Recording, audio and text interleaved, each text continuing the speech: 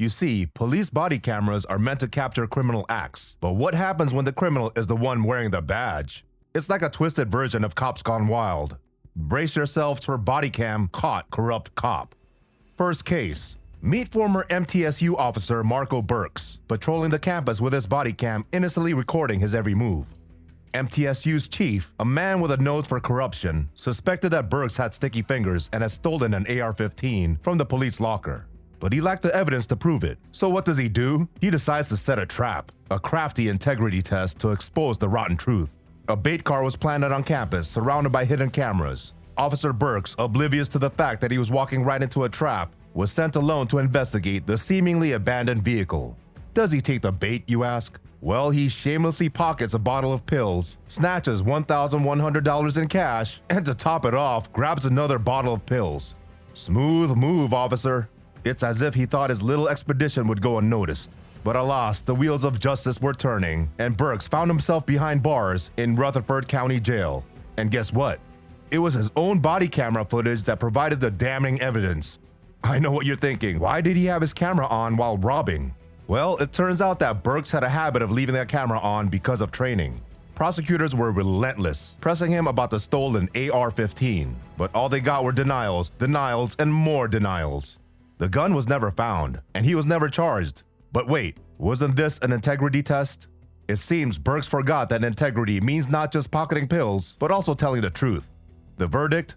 Burks, with his tainted badge, faced the grim reality of spending the next 3 to 15 years behind bars. Second case. In the bustling streets of Detroit, Officer Daniel Vickers and former Police Lieutenant John F. Kennedy joined forces in a shady conspiracy. Their target? An unidentified towing contractor who finds himself at the center of their illegal scheme. Money talks, and these two officers were eager to listen.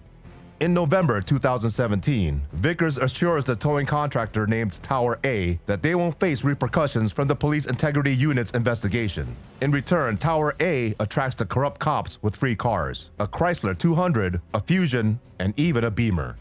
Both officers, Vickers and Lieutenant Kennedy, were well aware that their actions were in direct violation of the city's rules. But federal law enforcement officials were quick to point out these clear violations. Vickers made a hefty sum of $3,400 from the towing company, while his partner in crime, Kennedy, shamelessly accepted $14,950 in cash, cars, and repairs. He then finds himself serving a whopping 27-month sentence in federal prison. It's the harshest and longest punishment handed down in a public corruption case. As for his partner in crime, Kennedy, he has already pleaded guilty to the charges and is awaiting his sentencing. Third case. Meet Kevin Rodriguez, a former officer of the Raleigh Police Department. Little did the department know that lurking beneath his badge was a sinister secret. Suspicion arose in November 2021 when confidential sources tipped off the Raleigh Police Department and the DEA about Rodriguez's involvement in drug trafficking. In a stunning turn of events, the officer sold the informant a staggering $2,600 worth of cocaine. Can you imagine? And to top it all off, the informant was equipped with audio and video devices. In February 2022, Rodriguez found himself on the other side of the law, as handcuffs replaced his badge. In a federal court hearing, the disgraced officer pleaded guilty to a laundry list of charges. Brace yourself for the gravity of his crimes. He conspired to sell and own a huge amount of 500 grams or more of cocaine. He sold cocaine and he used a gun while involved in drug trafficking. As if that weren't enough, his stint behind bars took a bizarre twist. He was found guilty of possessing smoking paraphernalia while in his jail cell. They barred him from obtaining any certification in North Carolina. It's a stern message that his tarnished badge will never grace his chest again.